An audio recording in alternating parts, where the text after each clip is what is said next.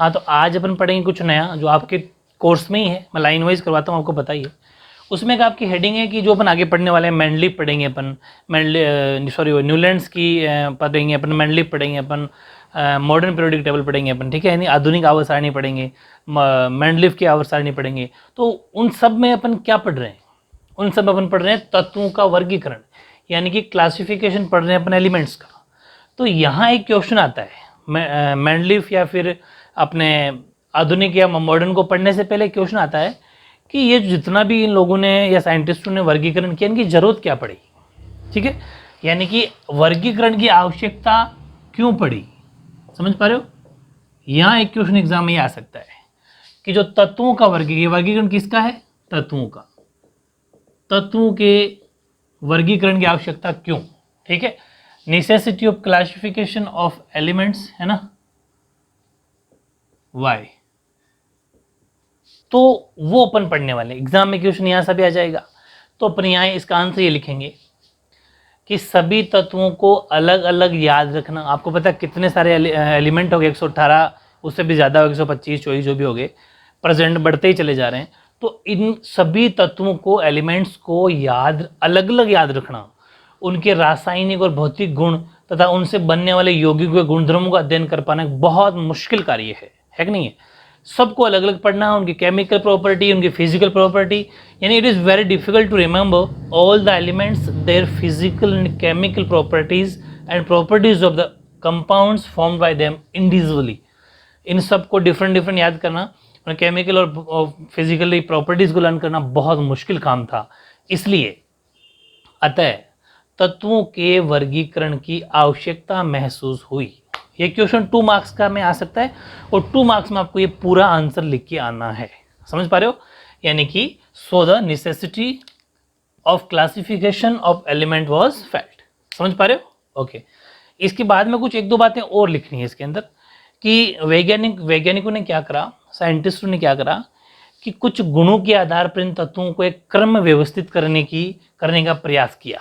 समझ पा रहे? क्रम का मतलब एक सीक्वेंस में, ताकि अपन लर्न कर सके, इजीली लर्न कर सके, वरना इतने सारे जो एलिमेंट्स है तत्व में याद नहीं होंगे।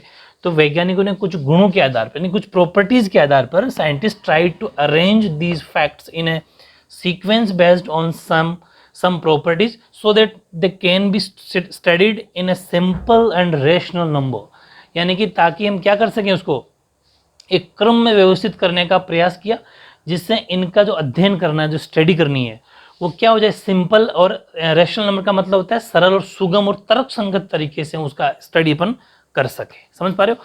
एक इजी तरीके से अपन को स्टडी कर सके, वरना अपन इसको याद नहीं कर पाएंगे, ठीक है। तो हुआ क्या, इन सब वर्गीकरण से एक बेनिफिट ये भी हुआ कि इस प्रकार की वर्गीकरण से भविष्य में खोजे जाने वाले नए तत्वों का अध्ययन भी सुव्यवस्थित तरीके से किया जा सकेगा। अब आगे कोई भी नया एलिमेंट की खोज करेगा कोई भी साइंटिस्ट, तो उसकी स्टडी करना बेहद ईजी हो जाएगी अगर उसको इस तरीके से किया जाएगा। तो by this type of classification the study of new elements to be discovered in future will also be done in an organised way. समझ पा रहे? बहुत ही परफेक्ट तरीके से उसको अपन सुव्यवस्थित तरीके से उसकी स्टडी अध्ययन कर पाएंगे। तो ये इंग्लिश और हिंदी के आपके नोट्स बहुत ही परफेक्ट नोट्स हैं। क्वेश्चन की फॉर्म में लिख लेना इसको, ठीक है। एक तरीके से मान लेना कि ये क्वेश्चन है और ये इसका आंसर है, ठीक है। ओके, इसको क्वेश्चन और ये इसका आंसर हो जाएगा। ये एग्जाम के अंदर as it is question 2 marks में आने के पूरे चांस है, ठीक है। अब हेडिंग लिखो वर्गीकरण, क्लासिफिकेशन। इसमें बहुत सारी बातें सीखने वाले हैं अपन। देखो क्या क्या वर्गीकरण, अपन ने इतनी देर तो पढ़ा था वर्गीकरण क्यों आवश्यक है, क्लासिफिकेशन की क्या जरूरत पड़ी थी, वो पढ़ लिया। इसके बाद में खुद वर्गीकरण कुछ बात करते हैं। तो ये जो क्लासिफिकेशन की बात आई ना माइंड में, सबसे पहले नाम आता है डोबेराइनर का, ठीक है। देखो कैसे हैं लोग, मैंने पूरी थ्योरी लिखी है, इससे बहुत सारे क्वेश्चन बनेंगे, ठीक है, ध्यान समझना। सबसे इंपॉर्टेंट है डोबेराइनर का ट्रिक, यानी कि ट्रेड्स ऑफ या फिर डोबेराइनर्स ट्रेड्स। तो इसके कुछ पॉइंट लिखा देता हूँ। वर्गीकरण में सबसे सर्वप्रथम इस श्रेणी में डोबेराइनर का नाम आता है। Firstly the name of Dobereiner comes in series, यानी कि इस बात की अगर कोई बात वर्गीकरण की बात करने वाला कोई बंदा तो वो सबसे पहले कौन था, डोबेराइनर था। अब इस क्वेश्चन आएगा कि डोबेराइनर का जो ट्रिक है, यानी कि जो डोबेराइनर स्ट्रेट्स वो क्या थी, 2 मार्क्स में यहाँ से फिर क्वेश्चन आ जाता है। और उसका मैंने आंसर यहाँ से लिख दिया है कि उन्होंने क्या करा था, एक डाबरा आइंदर के नाम से ट्रिक के नाम जानी गई, तो उससे क्या करा था कि उन्होंने 3-3 तत्वों के समूह बनाए। पूरा एक्सप्लेन करूंगा, अभी देखना, ये पूरे मैंने जो लिस्ट बनाई है बहुत ज़बरदस्त तरीके से हाथों हाथ लर्न हो जाएगी। 3-3 तत्वों के समूह बनाए जिनके भौतिक व रासायनिक गुण समान थे। ध्यान रखना, 3-3 के जोड़े बनाए लेकिन उनके फिजिकल और केमिकल प्रॉपर्टी जिनकी इक्वल थी, समान थी, उन्हें डाबरा आइंदर का ट्रिक के नाम से जाना जाता है। समझ पा रहे हो? यानी कि he made groups of 3 elements whose physical and chemical properties were same, these were called Dobereiner's traits। यहाँ तक मामला ठीक है? ओके। फिर उन्होंने अपने डाबराइनर ट्रिक में क्या रखा कि इस समूह में जो मध्य था, इस समूह में मध्य वाले तत्व का परमाणु भार लेता हूँ 20, मध्य वाले तत्वों का परमाणु भार, मध्य वाला कौन सा, जैसे 1 2 3 एक ये, 1 2 3 एक ये, और 1 2 3 ये 3 डाबरा आइंदर ने ट्रिक बनाई थी, इसके आगे वो बना नहीं पाया, तो ये 3 डाबरा आइंदर की ट्रिक है, तीनों मैंने अलग अलग समझाऊंगा, अभी रुको, है ना। तो क्या करा, अब थ्योरी को साथ लेना। इस समूह में मध्य वाले मतलब बीच वाले, मिड वाले तत्व का जो एटॉमिक वेट होगा, परमाणु भार होगा, वो शेष दोनों के पीछे जो बचेंगे दोनों के औसत के, दोनों परमाणु भार के औसत का मतलब होता है एवरेज, यानी कि was equal to the average of weights of remaining 2 elements. इन दोनों के एवरेज के बताता हूँ, यहाँ करा देता हूँ। कहने का मतलब ये है, ये रफ वर्क है वैसे तो, लेकिन समझ लेना आप कि जो मिड वाला है, मिड वाला कितना है 23, वो इन दोनों के औसत के यानी कि एवरेज के 7 + 39। एवरेज का मतलब होता है जितने नंबर है अपॉन 2, मैंने 17वां चैप्टर करवाया था आपको, बहुत ज़बरदस्त, 17.1 जाके पढ़ लेना, दोनों का सम अपॉन 2 है ना। तो कितना हुआ, 9 और 7 16, और एक हांसी लगी तो 46/2, और ये कट के 23, ये लगभग इसके बराबर है, हालांकि इसमें तो एग्जैक्ट ही बराबर है।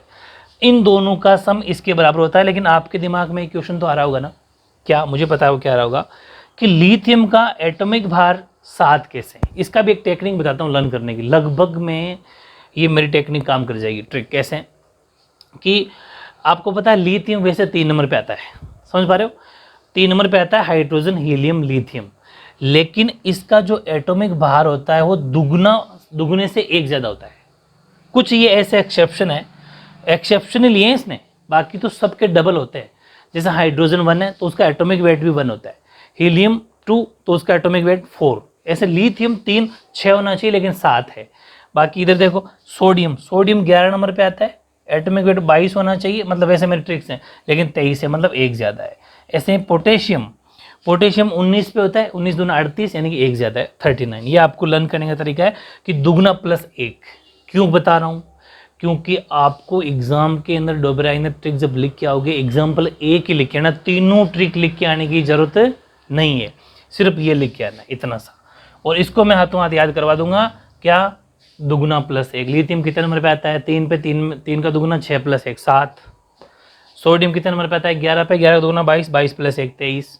पोटेशियम 19 पे आता है, 19 दूना 38 + 1 39, यानी कि दुगना +1 इसके एटॉमिक भार होगा। 7 का 7 याद हो गया।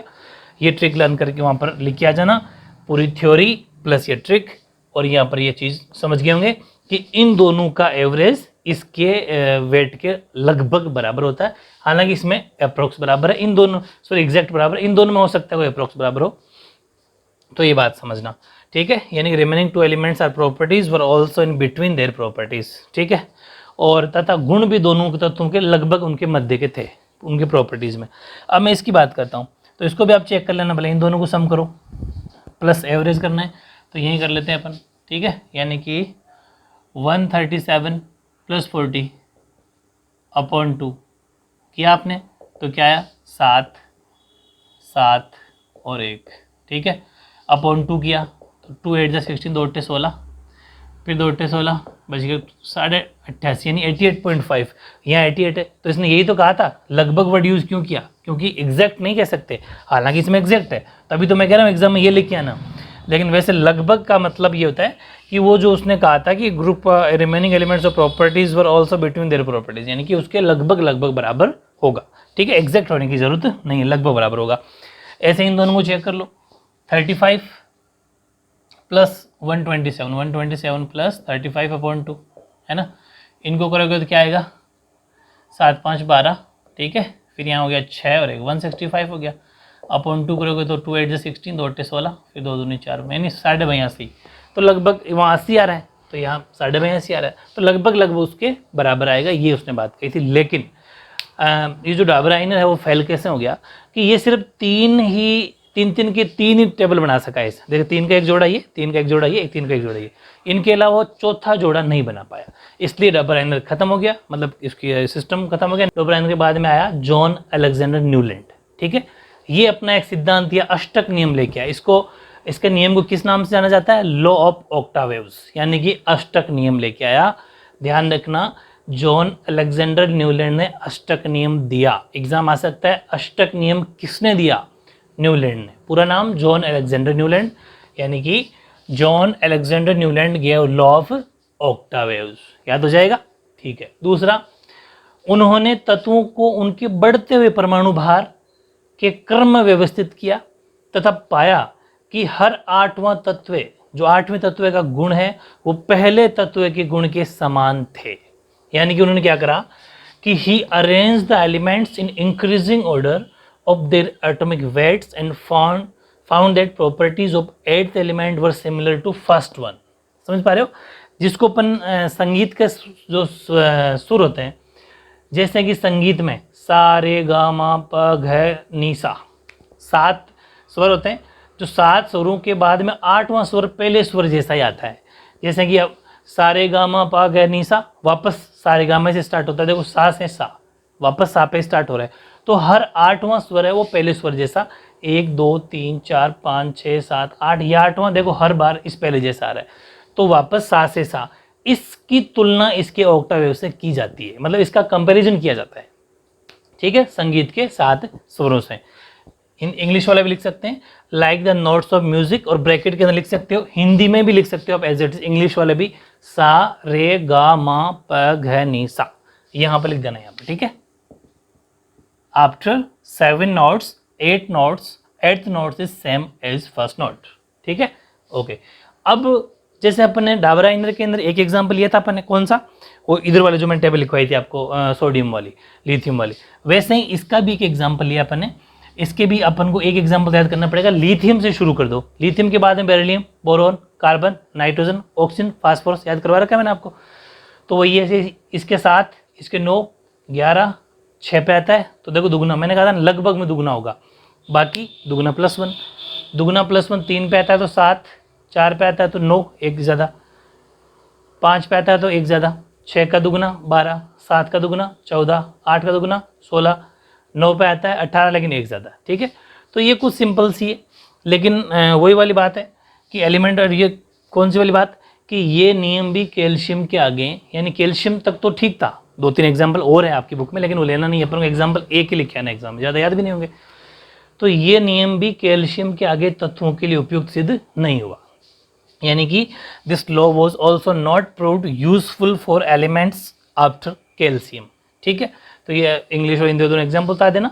तो कैल्शियम के आगे इनका सिद्धांत या फिर इसका लॉ या इसका ऑक्टावेव्स का जो नियम था वो आगे साबित नहीं हुआ, तो ये न्यूलैंड अलेक्जेंडर भी यहाँ पर फेल हो गया। तो इसके बाद में कौन आएगा? इसके बाद में एक पीरियोडिक टेबल लेके आएंगे और उस साइंटिस्ट का नाम होगा मेंडलीफ, ठीक है। सबसे पहले आवर्त सारणी देने वाला साइंटिस्ट था, तो वो कौन सा था? मेंडलीफ। वो अपन पढ़ेंगे नेक्स्ट वीडियो में, जब तक आप पढ़ते रहो, ओके।